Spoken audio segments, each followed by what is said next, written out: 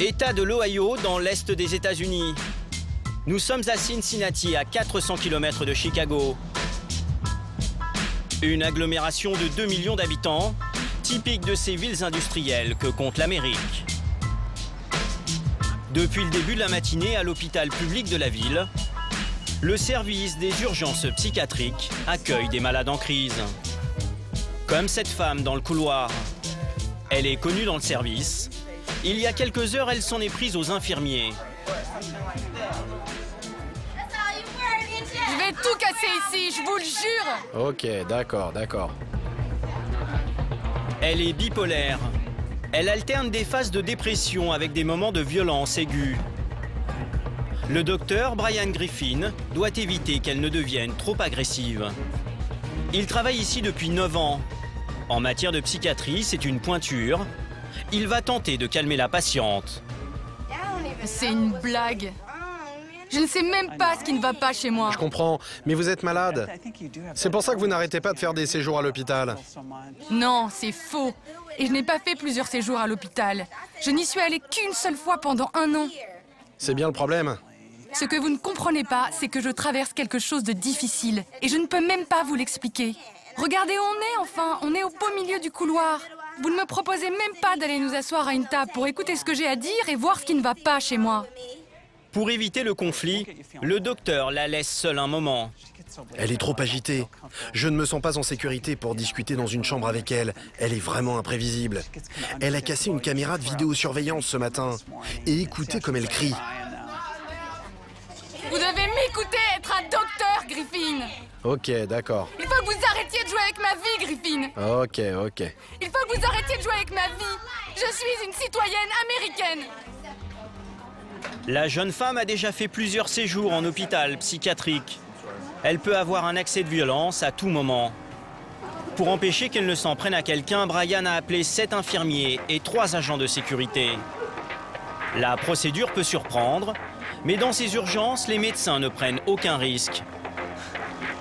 Une injection de tranquillisant va lui être administrée. Il faut lui donner des médicaments avant que quelque chose n'arrive. Si vous attendez qu'elle soit vraiment en crise, ça met le personnel et les autres patients en danger. Qu'est-ce que vous me donnez? Ils m'ont déjà donné ce médicament. Pourquoi vous me redonnez ça? C'est le docteur qui l'a ordonné. Ils m'ont déjà donné ça en bas. Le docteur l'a ordonné. Encerclée, la jeune femme est contrainte d'accepter le médicament.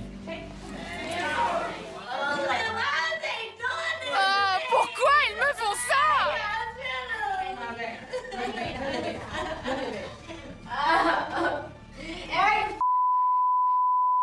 Si jamais vous sortez...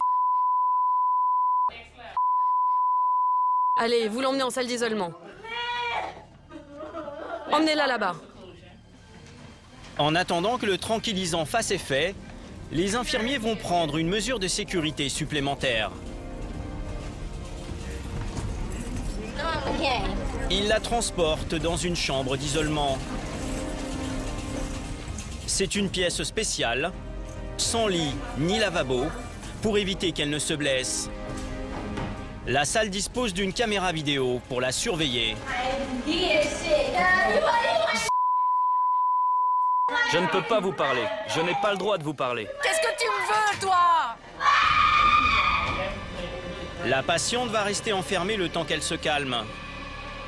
À l'hôpital de Cincinnati, le personnel répète sans cesse ce type de procédure médicale. Une manipulation toujours délicate. Chaque geste est calculé pour éviter de blesser les malades. On essaie toujours de maîtriser un patient. On ne l'attaque pas. On ne doit pas utiliser une force excessive ou frapper. C'est vraiment une question de maîtrise. C'est pour ça qu'on vient très nombreux. Être nombreux, c'est nécessaire pour attraper les jambes, les bras, tout ce avec quoi la patiente pourrait frapper. On doit être capable de contrôler ça. Et c'est toujours plus difficile de maîtriser quelqu'un que de frapper quelqu'un. Toute cette merde, c'est diabolique! Les hôpitaux, c'est l'enfer! Pour comprendre comment sont pris en charge les malades mentaux aux États-Unis, Nous avons suivi le travail du docteur Brian Griffin aux urgences psychiatriques de Cincinnati. Il doit gérer les crises et les délires de ces malades qui se succèdent dans son service. 1, 2, 3, 4, 5, 6, 7, 8, 9, 10, 11, 12, 13, 14. 14 personnes aujourd'hui. On est vraiment surchargé. Nous irons également en Virginie, dans un hôpital psychiatrique ultra sécurisé qui accueille les malades les plus dangereux de l'Amérique.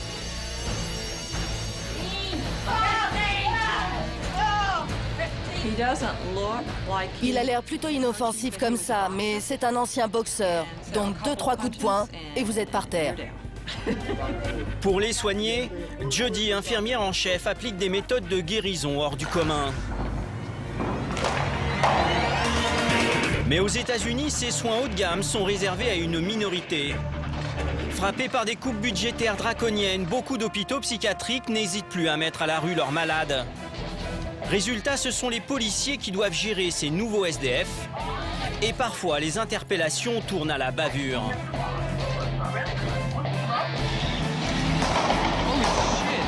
Ce n'était pas nécessaire. Je vais porter plainte. Je vais porter plainte. Vous n'avez pas le droit de m'arrêter. Vous n'avez pas le droit de m'arrêter.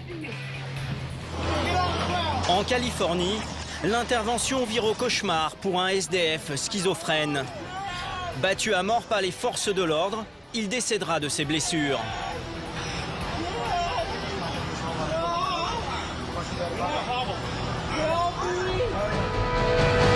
Alors, pour éviter ces dérapages, certaines villes ont décidé de former leurs policiers, comme Andrew à Cincinnati. La radio indique qu'il s'agit d'une personne maniaco-dépressive qui tenterait de se suicider. Apparemment, il y aurait le feu dans son appartement. La Nouvelle-Orléans a même dû créer des unités de bénévoles spécialisées dans les interventions à haut risque. Sur le terrain, Doc doit garder son sang-froid. Je te jure, je vais te tuer. Ne me touche pas. Si certains de ces malades sont pris en charge à l'hôpital, beaucoup d'autres vont connaître l'enfer de la prison. Quand une nation ne sait plus comment soigner ses fous, voyage au cœur de la psychiatrie américaine.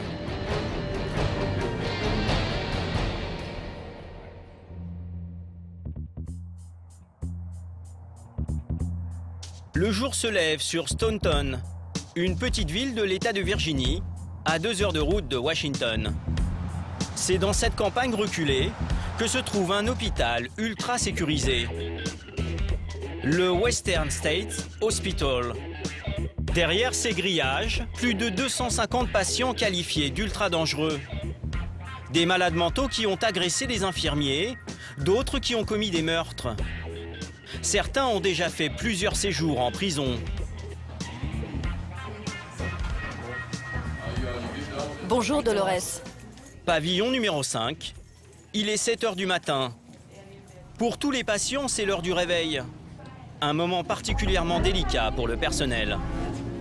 Jody, en poste depuis 25 ans, est l'infirmière en chef. Ce matin, elle est sur ses gardes. Dans cette chambre, une femme fait preuve d'agressivité depuis plusieurs jours. Elle s'appelle Brigitte. Elle souffre de troubles de la personnalité. Elle s'automutile et frappe les patients et le personnel. Jody a donc posté des infirmiers à l'entrée de la chambre pour la surveiller 24 heures sur 24. Mais aujourd'hui, Brigitte va tromper leur vigilance et semer le chaos dans le service. À peine sortie de sa chambre, elle se jette sur une autre patiente. Apportez la chaise.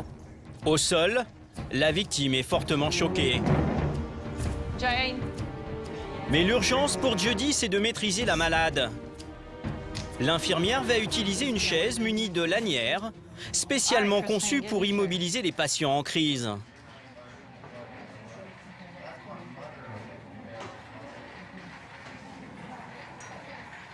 Pourquoi vous continuez à faire ça, hein? Vous aimez rester dans cette chaise toute la journée? Pourquoi vous attaquez Dolores? Vous savez ce qui se passe dans ces cas-là. Très vite, Brigitte se retrouve ligotée, incapable de bouger. Jody doit maintenant s'occuper de la victime de 56 ans dans le couloir. Elle a repris ses esprits. Ok, on y va. Comme ça, vous êtes prête? Allez, 1, 2, 3. Ça y est, vous y êtes. Elle n'est pas blessée. Cette fois-ci, l'incident s'est terminé sans gravité.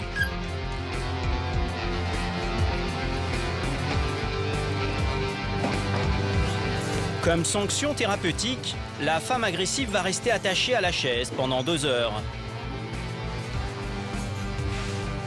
Cette chaise est habituellement utilisée en prison pour contenir les détenus ultra dangereux. Les médecins de l'hôpital l'ont adoptée. La patiente est dans la chaise. Les sangles se mettent comme ça, sous les bras. Et on les attache ici en bas.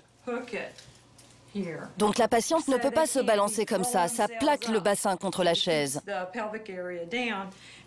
Les poignets sont ici de chaque côté et on peut les serrer. Les jambes sont là attachées, donc la patiente ne peut pas vous frapper. Elle ne peut pas vous donner des coups de poing ni vous blesser. On s'est aperçu que ça réduisait le nombre des blessures, aussi bien pour le personnel que pour les malades. Quelques heures plus tard, la colère de Brigitte s'est apaisée. Jody décide de la libérer en présence des agents de sécurité pour éviter toute récidive. La balle est dans ton camp. C'est ton comportement qui détermine si tu es attaché ou pas, si tu es dans la chaise ou pas. Tant que tu attaqueras les gens, il faudra qu'on fasse quelque chose pour que tout le monde soit en sécurité. La patiente est encore trop fragile. Elle peut à nouveau faire preuve d'agressivité. Elle va donc rester entravée toute la journée. Mais pour aider à son rétablissement, les infirmiers vont la laisser circuler dans les couloirs. Dans cet établissement, tout est fait pour éviter les brimades et garantir le bien-être des patients. Malades et médecins sont sur un pied d'égalité. C'est la raison pour laquelle le personnel ne porte pas d'uniforme. On fait tout pour ne pas avoir l'air différent des patients. Parce que ça n'aide pas le processus de guérison, donc ça fait des années qu'on met des vêtements normaux. Et ce n'est pas la seule innovation qui a fait la réputation de cet hôpital dans toute l'Amérique. Chaque jour, les dizaines de malades se dispersent sur ce qui ressemble à un gigantesque campus universitaire. Une quarantaine de disciplines sont enseignées. Mécanique, jardinage, activités sportives ou créatives et des cours pour apprendre à cuisiner. Prenez une autre bouteille de ketchup là-bas. Debbie a 54 ans. Elle a été admise ici il y a 1 an après avoir agressé violemment l'un de ses voisins. Pour elle, ce cours de cuisine est un véritable bol d'air. Ça m'occupe et ça me permet d'être active. On apprend quelque chose au lieu d'être juste un patient. L'objectif, responsabiliser les malades et préparer leur réinsertion. Dans cet hôpital, ils apprennent même à connaître leur maladie. Quand vous êtes atteint de schizophrénie, c'est plus difficile de vivre normalement. Toutes les choses qu'on fait dans la vie courante. Par exemple, payer un loyer, acheter de la nourriture, travailler, c'est plus difficile à faire pour un schizophrène. Jim, 45 ans, est le responsable de cet immense campus. Pour éduquer les malades et les surprendre, il propose régulièrement de nouvelles disciplines. Aujourd'hui, dans ce gymnase, il improvise un cours de golf. Hey Steve, prends le club comme ça, en arrière et frappe vers l'intérieur. Tu vois ce que je veux dire? Jouer au golf, ça demande de la concentration. C'est efficace pour travailler leur tolérance à la frustration. Si vous êtes frustré, essayez le golf, vous allez comprendre. On travaille sur ce genre de choses et on travaille aussi sur la faculté à s'insérer dans la communauté. Parfois, certains patients aident les autres en leur disant, par exemple, « Moi, dans cette situation, voilà ce que je fais ». C'est vraiment une bonne manière d'apprendre à vivre ensemble. On est loin de l'univers carcéral qu'ont connu certains malades. Ils vont enchaîner les swings pendant 1 heure. L'originalité de ces méthodes thérapeutiques a un prix, 400 € par jour payés par l'État de Virginie. Mais aux États-Unis, ce type de soins n'est réservé qu'aux patients dangereux. La majorité des malades est généralement prise en charge par les urgences psychiatriques, où les médecins doivent lutter pour continuer à les traiter.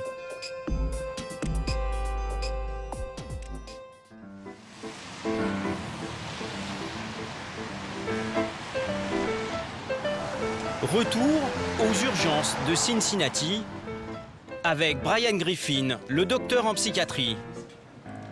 Ce matin, avec les infirmières, il doit rendre visite à un patient schizophrène. L'homme entend des voix. Il a été arrêté par les policiers après les avoir menacés avec une hache. Interné et sous traitement depuis 3 semaines, son état ne s'améliore pas. Malgré les médicaments, il délire en permanence. Jésus, Jésus est mon sauveur. Jésus est mon sauveur. Jésus est mon sauveur. Du calme. Jésus est mon sauveur. Doucement. Respirez. On va faire notre méthode de respiration. Chut. Vous vous rappelez? Allez, respirez. Ok, bon travail. Pour le soigner, le docteur Griffin aimerait modifier son traitement. Seulement, les nouveaux médicaments qu'il préconise coûtent cher. Or, aux États-Unis, il ne peut décider seul comme le ferait un médecin français. Ici, les frais d'hospitalisation et les traitements sont financés par les assurances privées des malades. Attendez-nous là. On revient tout de suite. Avant d'engager des coûts supplémentaires, il est obligé d'appeler l'assurance du patient pour lui demander son autorisation. Et aujourd'hui, il a un sacré problème sur les bras. Le problème, c'est que la compagnie d'assurance ne veut plus payer. Elle pense qu'on devrait pouvoir soigner le patient en 10 jours.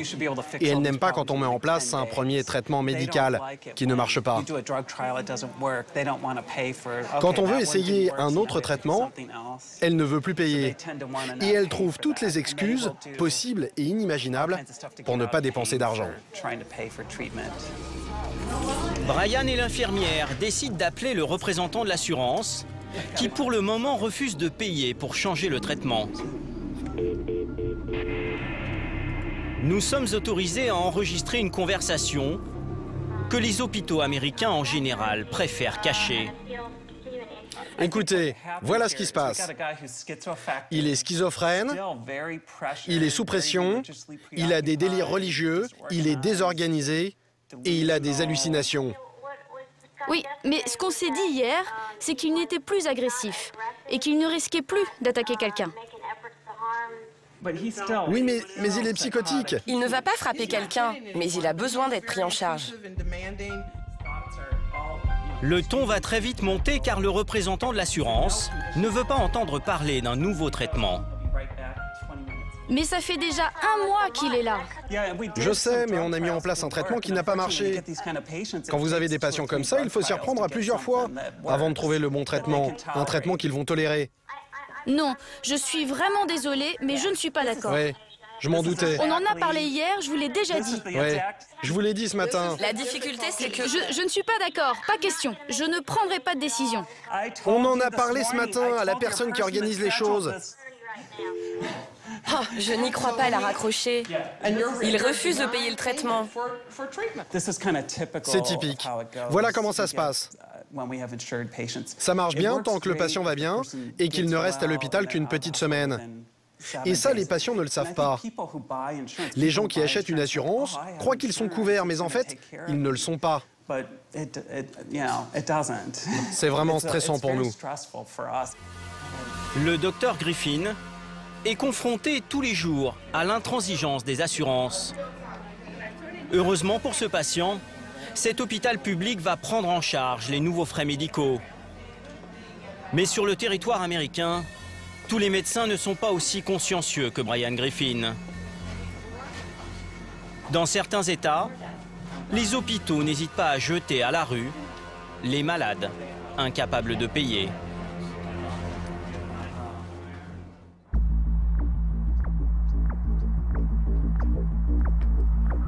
Aujourd'hui, 250 000 personnes atteintes de troubles psychiatriques seraient sans abri. Et c'est en Californie, à Los Angeles, que le scandale a éclaté. À Skid Row, un immense quartier de 6 km² où vivent 10 000 SDF. Un tiers de ces personnes seraient des malades mentaux. C'est le cas de Clifford. Âgé de 54 ans, il souffre de schizophrénie. Il a été interné à plusieurs reprises en hôpital psychiatrique avant d'échouer sur ce trottoir. J'entends des voix qui me disent de faire des choses. Ces voix, ce ne sont pas des démons. Ça vient de moi. Et je connais ma maladie mentale. Je sais que j'ai une personnalité double. Mais je ne vais pas les laisser, ces voix, m'entraîner vers le suicide ou blesser quelqu'un. Elles viennent souvent, ces voix. Parfois je suis triste, mais vraiment au bout du rouleau. Et les voix, elles me disent d'agresser quelqu'un ou de me faire mal. Ça me rend fou. Vous voyez, du genre, allez vas-y, tue-le. Et moi je résiste. Je dis non, non, n'y pense pas. Mais les voix, elles reviennent et ça recommence. Elles me font peur. Dans ce quartier, aucune aide psychiatrique n'est apportée aux malades mentaux comme Clifford. Pire encore, les hôpitaux spécialisés n'hésitent pas à se débarrasser ici des malades désargentés dont ils ne veulent plus. La caméra de surveillance d'une association catholique a d'ailleurs filmé les conditions de leur arrivée sur ces trottoirs. À droite de l'image, ce taxi va déposer une femme qui porte encore une blouse d'hôpital. Complètement perdue, elle se met à marcher à contresens sur la route. Âgée de 63 ans, elle souffre de démence. Elle a été mise dans un taxi par un hôpital californien car elle était incapable de payer les frais médicaux. Après enquête, la ville a porté plainte contre l'établissement. L'hôpital a dû présenter ses excuses et risque une condamnation. Dans le quartier, la mésaventure de cette femme est loin d'être un cas isolé. Oui, monsieur. Je vous donne un ticket. Larry travaille dans une de ces missions catholiques qui aident les sans-abri. Il leur fournit des repas ou des tickets pour prendre des douches. Depuis 6 ans, il a vu de nombreux cas similaires. J'ai été témoin de ça, je vais être honnête. J'ai vu des hôpitaux venir et jeter leurs patients ici. Ils n'avaient plus d'argent. Il faut penser à ça. Quelqu'un qui a des problèmes psychiatriques et qui est à l'hôpital, vous savez pourquoi les hôpitaux s'occupent d'eux? Ils s'en occupent parce qu'ils sont payés. C'est pour l'argent. C'est un business. Il ne faut pas se voiler la face, c'est aussi un business. Donc qu'est-ce que vous faites quand un patient n'a plus d'argent? Dans un monde parfait, on continue à le soigner. Mais on n'est pas dans un monde parfait. Après ce scandale, 2 hôpitaux psychiatriques qui avaient jeté à la rue 150 malades mentaux ont été condamnés à une amende de plus d'1 million d'euros.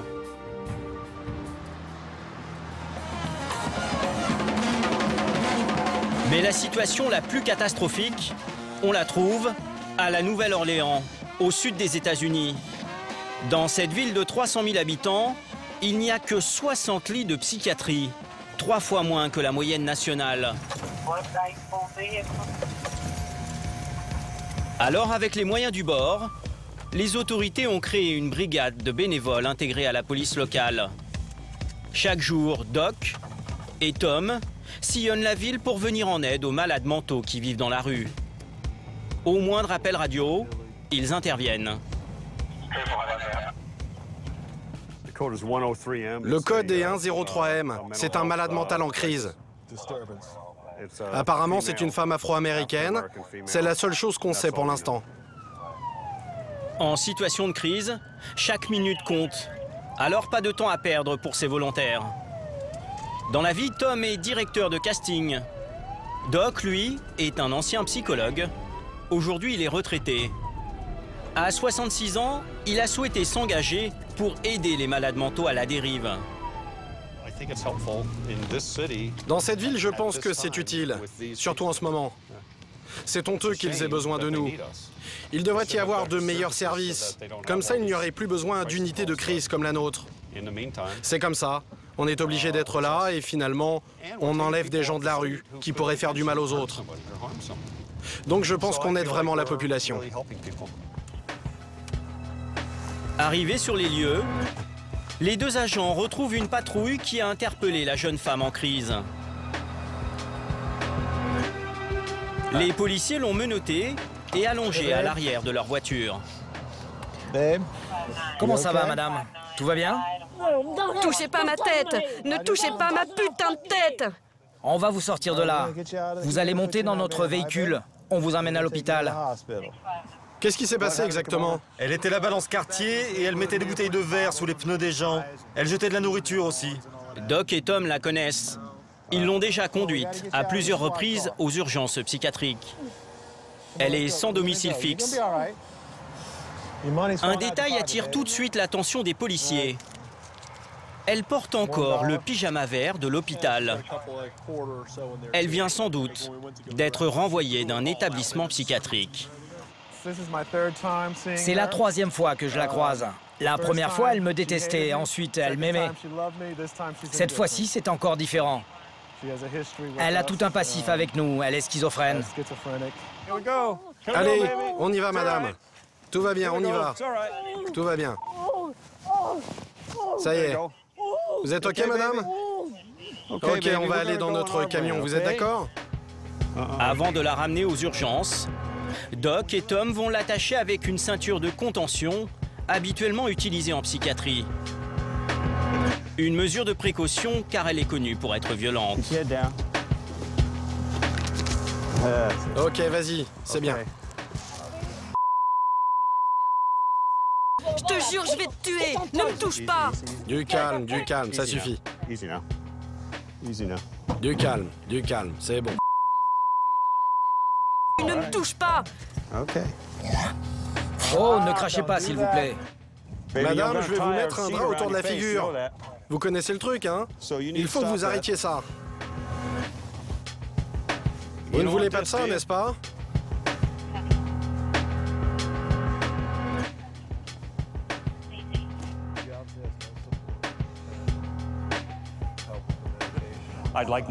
J'aimerais avoir plus d'informations, mais là, c'est de la courtoisie. Elle est très en colère, elle n'a pas envie d'être embêtée, de parler. Je ne vais pas insister. Et toi, là-bas, va te faire foutre. D'accord. La dernière fois qu'on l'a ramassée, elle se prenait pour un médecin. Pour un médecin et une infirmière. Elle avait des affaires et 2 sacs. Là, elle n'a plus rien. Quelqu'un a dû lui voler ses sacs dans la rue. Je pense qu'elle vit dans la rue. Elle est comme ça.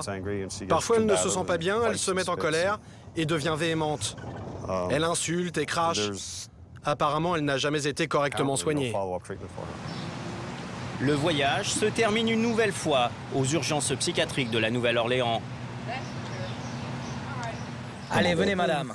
Non, ne me touchez pas. Venez, faites attention à la marche. On vous tient. Les policiers ne se font pas d'illusions. Ils savent déjà que la jeune femme sera renvoyée dans quelques heures. Une défaillance du système sur laquelle les autorités hospitalières refusent de s'expliquer.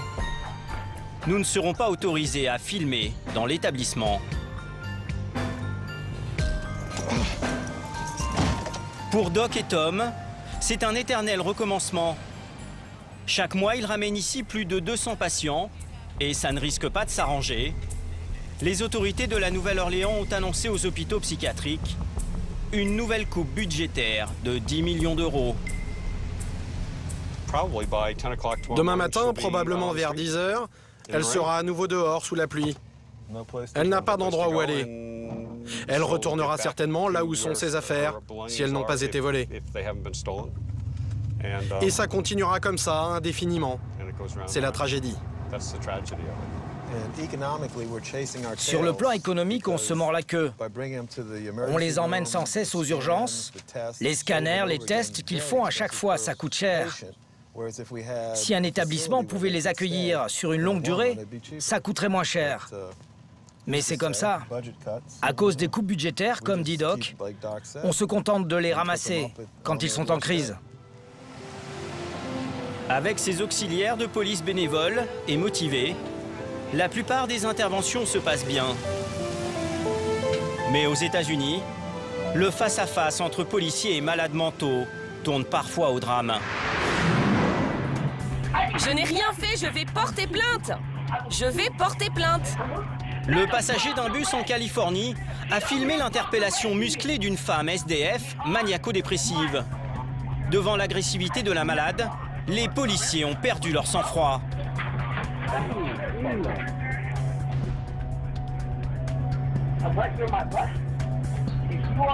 Je vais porter plainte. Je vais porter plainte. Vous n'avez pas le droit de m'arrêter. Vous n'avez pas le droit de m'arrêter. Beaucoup plus grave, à San Francisco, des policiers encerclent un homme en fauteuil roulant qui vandalisait des voitures. Il souffre de problèmes psychiatriques et il est armé d'un couteau. Les officiers le mettent en joue car il a tenté de blesser un agent. Ils vont riposter de manière disproportionnée. Le passant qui filme est scandalisé. Ce n'était pas nécessaire. 3 coups de feu et l'homme s'effondre dans son fauteuil. Gravement blessé, il aura la vie sauve, mais sera condamné pour vandalisme et menace à l'arme blanche. Les policiers, eux, n'ont toujours pas été traduits en justice.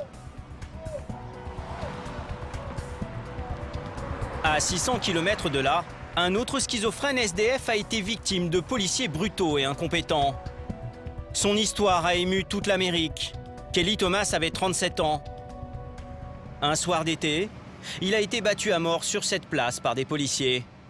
Une caméra de vidéosurveillance de la ville, équipée d'un micro, a filmé toute la scène. Cette nuit-là, les agents cherchent un homme qui aurait tenté de s'introduire dans une voiture. Ils contrôlent Kelly et très vite, l'interpellation tourne mal. Mets tes mains sur tes putains de genoux. Laquelle? Les deux. Je ne peux pas. Dépêche-toi et fais ça vite. Mets tes mains sur les genoux. Tu vois mes poings? Qu'est-ce qui se passe? Ils sont prêts à te taper. Kelly Thomas ne comprend pas ce qui lui arrive. Très vite, les renforts de police arrivent et en quelques minutes, la situation va déraper. Allonge-toi sur le sol. Allonge-toi sur le sol. Matraque à la main, les policiers passent le jeune homme à tabac. Et pour le maîtriser, ils ne vont pas hésiter à utiliser leur taser à plusieurs reprises.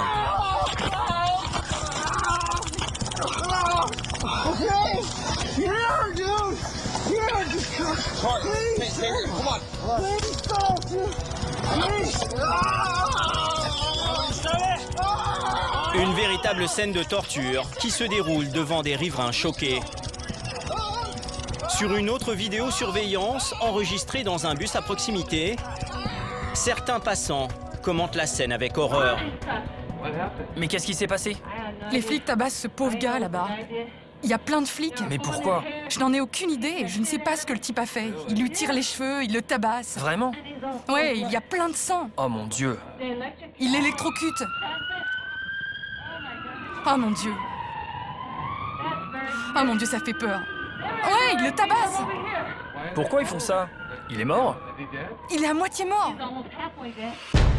Kelly sombre dans le coma. Transporté aux urgences, il décédera quelques jours plus tard. Plusieurs mois après le drame, la famille et les amis de Kelly se sont réunis pour lui rendre hommage. Bonjour. Ron, son père, cherche encore des explications. Ce point d'interrogation, c'est symbolique. C'est pour dire pourquoi. Pourquoi avez-vous fait ça? C'est l'endroit où il a été battu à mort. J'étais sous le choc. Je n'y croyais pas. Je ne sais pas à quoi penser. C'est la police qui a fait ça. Mon fils ne méritait pas d'être battu par qui que ce soit, et encore moins par la police. Avant de perdre connaissance, les derniers mots de Kelly ont été pour son père.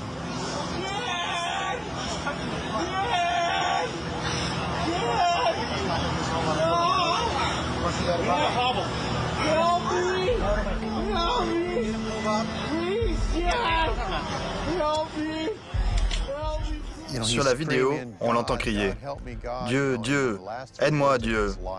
Et les 3 derniers mots de sa vie, c'était « Papa, papa, papa ». C'est pour ça que je me bats autant. Parce que jour et nuit, j'entends ces mots. J'entends mon fils crier pour que je lui sauve la vie. Ce sont les 3 derniers mots de sa vie. Je ne pourrai jamais oublier ça. À l'hôpital, Ron découvre le visage de son fils. Il est méconnaissable. Il a de multiples fractures au visage et le thorax enfoncé. L'histoire de Kelly, c'est l'histoire classique d'un schizophrène abandonné par le système de santé américain. Diagnostiqué à l'âge de 17 ans, Kelly fait plusieurs séjours en hôpital psychiatrique. Il suit un traitement médical et à la demande de son père, il est finalement placé dans une résidence spécialisée. Mais sans la surveillance de ses proches, sa vie bascule peu à peu. Il finit par quitter sa résidence et se retrouve à la rue. Vous savez, vivre avec quelqu'un comme lui, c'était vraiment un travail quotidien. C'est comme un enfant que vous ne pouvez pas laisser seul. Pendant les dernières années, il a fallu que je parte loin, à plus de 200 km. Je travaillais chez les Marines sur une base militaire et je ne rentrais que le week-end, donc je ne pouvais plus passer beaucoup de temps avec lui. Ce que je regrette, c'est d'avoir été loin. Je ne pouvais plus l'obliger à prendre ses médicaments, du coup sa schizophrénie a empiré.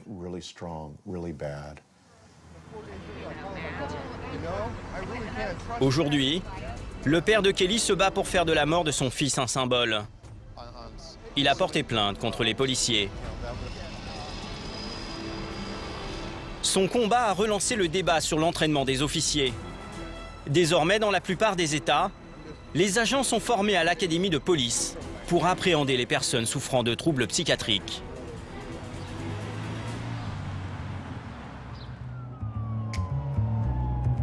Retour dans la région de Cincinnati. Andrew Snap fait partie des effectifs qui ont suivi une formation psychiatrique. Depuis 5 ans, il est de plus en plus souvent confronté à des malades en crise. Je suis intervenu sur de nombreuses situations violentes, des agressions, des tirs à l'arme à feu. Vous savez, parfois les gens, ils ont des problèmes mentaux. Ils appellent et disent que quelqu'un est en train de cambrioler leur appartement.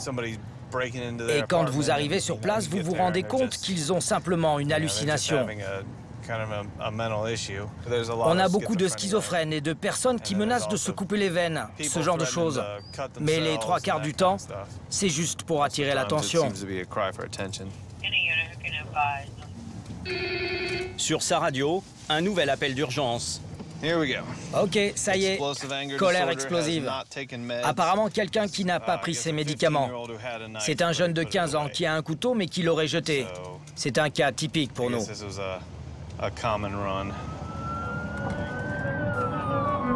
À 2 km de là, un adolescent s'est montré très menaçant envers sa famille. Pas question de prendre le moindre risque. Plusieurs véhicules ont été envoyés sur place. C'est la grand-mère du jeune homme qui a prévenu les forces de l'ordre. Elle n'arrive plus à contrôler son petit-fils de 15 ans dont elle a la charge. L'adolescent a perdu ses parents très jeunes. Il s'en prend régulièrement à sa grand-mère. Il a été diagnostiqué maniaco-dépressif et il ne prend plus ses médicaments. Qu'est-ce qui s'est passé exactement aujourd'hui? J'ai peur pour ma vie. Parce qu'il a dit qu'il allait tous nous tuer. J'ai vraiment peur pour ma vie, je le jure, j'ai peur. Il était hors de lui? Oui. Il s'est emporté contre moi parce qu'il a des problèmes. C'était quoi? Je ne sais même pas. C'est quoi le problème depuis quelque temps?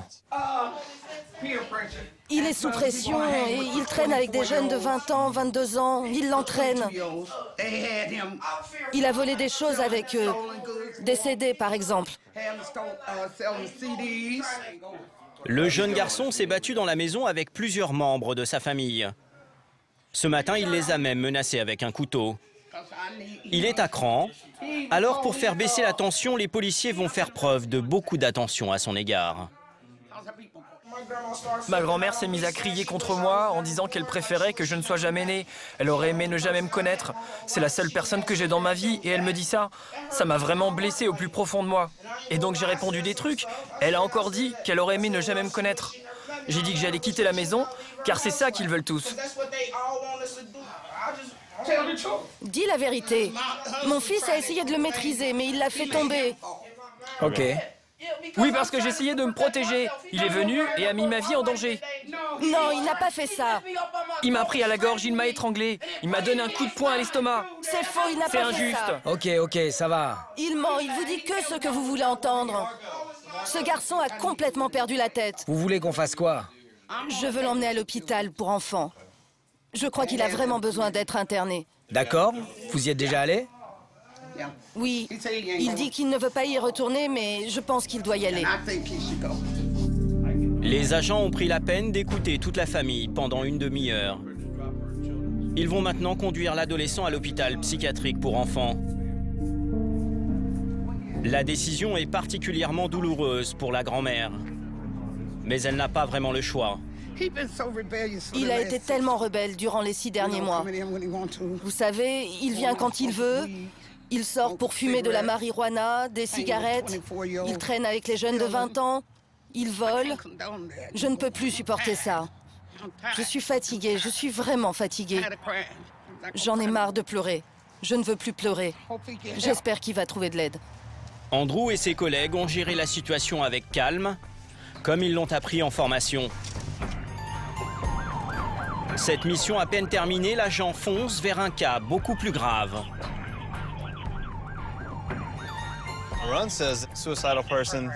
Apparemment, c'est une tentative de suicide. La personne est bipolaire. Il y a le feu dans son appartement. On ne sait pas ce qui brûle, mais on est sûr qu'il y a le feu.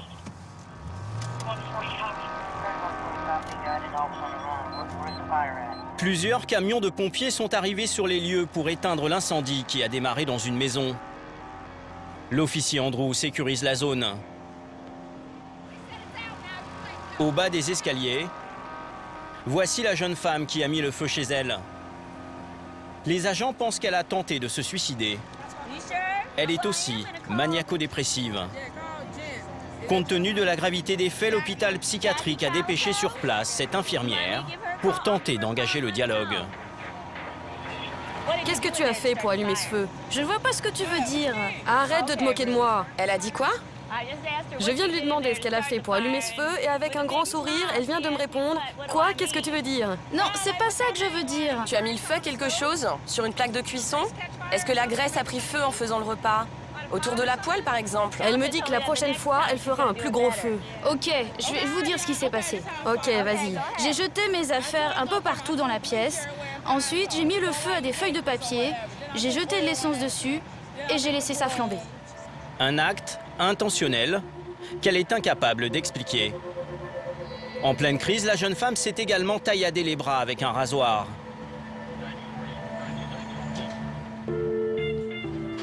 Les pompiers ont réussi à éteindre l'incendie.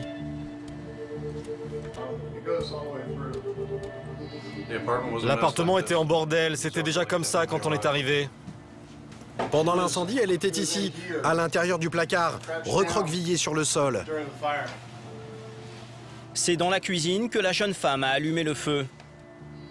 Ici, elle vit seule. Personne n'était là pour la raisonner. Le feu a pris ici et là. Mais c'est tout. Les dégâts sont assez faibles. Elle a été à court d'essence, elle n'en avait pas assez. Si ça avait pris ici, ça aurait été dramatique à cause du matelas, du sommier. Dans ce coin, tout se serait enflammé. En plus, il y a d'autres gens qui vivent dans l'immeuble. Il y a une voisine à côté, derrière ce mur, qui a une bonbonne d'oxygène. L'oxygène, c'est pas très bon avec le feu.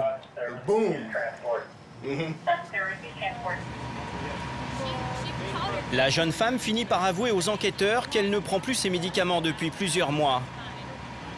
Malgré sa maladie, elle n'échappera pas à une condamnation. L'infirmière chargée d'évaluer son degré de responsabilité est catégorique. Elle aurait allumé le feu de manière consciente.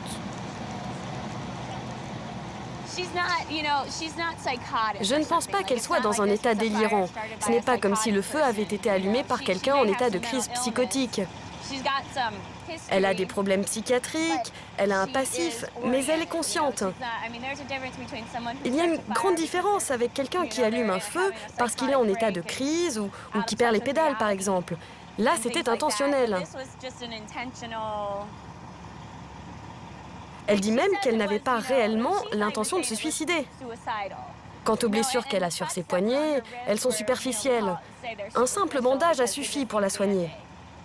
Donc on ne peut pas vraiment dire qu'elle a fait ça dans un état psychotique. Conséquence de ce diagnostic, la justice va considérer que la femme a commis un acte criminel. Elle va donc aller en prison et risque au minimum 2 ans de détention. La décision peut paraître sévère, mais aux États-Unis, de très nombreux malades mentaux sont jugés responsables de leurs actes. 500 000 d'entre eux seraient aujourd'hui en prison, 10 fois plus que le nombre de patients internés à l'hôpital. La presse américaine ne cesse d'ailleurs de tirer la sonnette d'alarme. Certains disent que c'est une véritable crise de santé publique. Nos prisons sont remplies de malades mentaux. Ces images extrêmement rares d'une prison américaine ont été diffusées par la chaîne ABC. Dans ce centre de détention, 20% de prisonniers sont des schizophrènes ou des maniaco-dépressifs, comme cet homme attaché sur une chaise de contention. Les gardiens lui ont mis un sac en papier sur la tête pour éviter qu'il ne crache. Les gens changent, leur visage se transforme. Remettez vos affaires. Remettez-les. Avez-vous essayé de vous suicider? Oui. Beaucoup de ces malades ont échoué ici pour des infractions mineures.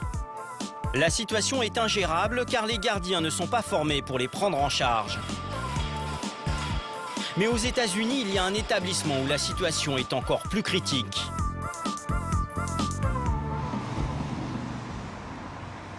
Retour à Los Angeles. La Cité des Anges abrite la plus grande prison-hôpital du monde. Ici, 4500 personnes souffrent de problèmes psychiatriques. Il y a quelques années, une télévision américaine a réussi à filmer dans cette forteresse ces images.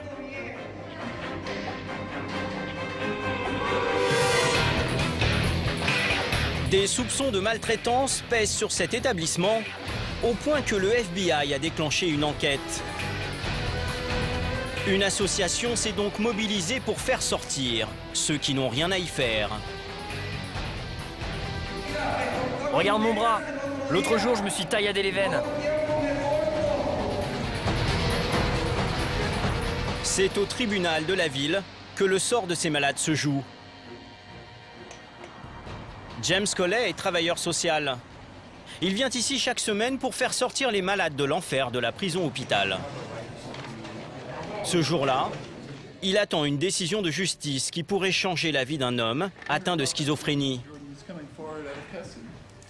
Le voici dans son uniforme carcéral, jaune. Jacob est en détention provisoire pour avoir agressé un automobiliste. James a proposé à la juge un programme de réinsertion pour lui éviter la prison. Le magistrat va se prononcer. Vous êtes libéré sous condition. Vous devez rester loin de l'homme que vous avez agressé. Vous avez interdiction de posséder une arme à feu et vous ne devez en aucune manière porter sur vous une arme, quelle qu'elle soit. Pour Jacob et James, c'est une première victoire. Il va avoir une chance de faire ce programme au lieu de rester en prison. Et l'agression ne sera pas inscrite à son casier. Pour lui, c'est une seconde chance. Je suis vraiment très content.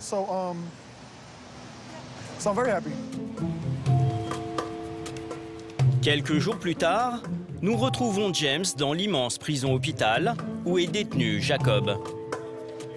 Il vient le récupérer à sa sortie. Salut, tout va bien? Bon, on y va. Pour Jacob, c'est peut-être le bout du tunnel. Quand je suis arrivé là-dedans, je ne savais pas où j'étais. J'étais dans un état d'esprit différent et peu à peu, j'ai compris ce qui se passait. À certains moments, mes codétenus étaient violents. Dans ces cas-là, tu ne sais pas quoi faire, tu dois rester neutre. Quand ils font des trucs illégaux, tu ne peux pas les dénoncer parce que sinon ils te battraient. Donc il faut rester fort, garder la tête froide et faire attention à ce qui se passe autour de toi. Je suis vraiment heureux de sortir. Ok, super, on y va. On va te placer dans une maison maintenant et te remettre sur les rails. Avant son incarcération, Jacob enchaînait les petits boulots. En dépit de sa maladie, il parvenait à louer un appartement. Aujourd'hui, il a tout perdu. Désormais, il va vivre ici, dans cette résidence spécialisée pour malades psychiatriques. Grâce aux aides de l'État et aux dons privés, l'association de James loge quelques personnes dans ce refuge. Tous ont connu la rue ou la prison. Pendant 120 jours, Jacob y sera logé et nourri. Le dîner est servi ici, le déjeuner et le petit déjeuner aussi. C'est grand, c'est vraiment bien. J'aime les arbres, j'aime la nature, donc c'est bien, vraiment bien. C'est beaucoup mieux que la prison. La prise en charge coûte plus de 700 € par mois. Jacob sera autorisé à sortir dans la journée, mais il devra respecter certaines règles. Rentrer à la nuit tombée et suivre un traitement médical. Pour lui, c'est un challenge. Il veut tout faire pour éviter de commettre à nouveau une agression comme celle qui l'a conduit en prison. J'avais pété les plombs. Aujourd'hui, je n'en suis pas fier. Ce n'est vraiment pas un moment dont on peut être fier. Ce jour-là, j'étais en voiture avec ma mère. Elle était venue me chercher pour aller faire des courses et acheter de la nourriture. J'ai vu deux personnes marcher et commencer à rigoler et ça m'a perturbé. Et je me suis mis en colère. Je suis sorti pour les frapper et ils sont partis. Ma mère est revenue. Elle m'a dit « Tu es fou, ça ne va pas ». Ensuite, je suis sorti. Il y avait une voiture qui reculait. Je l'ai poussé. Le gars s'est arrêté. Il a ouvert sa vitre. Et j'ai mis mes mains autour de son cou pour l'étrangler. Ça n'a duré que quelques secondes. Et ensuite, les flics sont arrivés parce que c'était devant un commissariat. Ils m'ont frappé ici et m'ont arrêté comme ça, en plaquant mon visage au sol. Un coup de folie qui aurait pu détruire sa vie et hypothéquer son avenir. Aujourd'hui, Jacob repart de zéro. Mais il reste un privilégié. Avec la crise économique, chaque année, plusieurs milliers de malades mentaux rejoignent la cohorte des laissés pour compte de la psychiatrie américaine.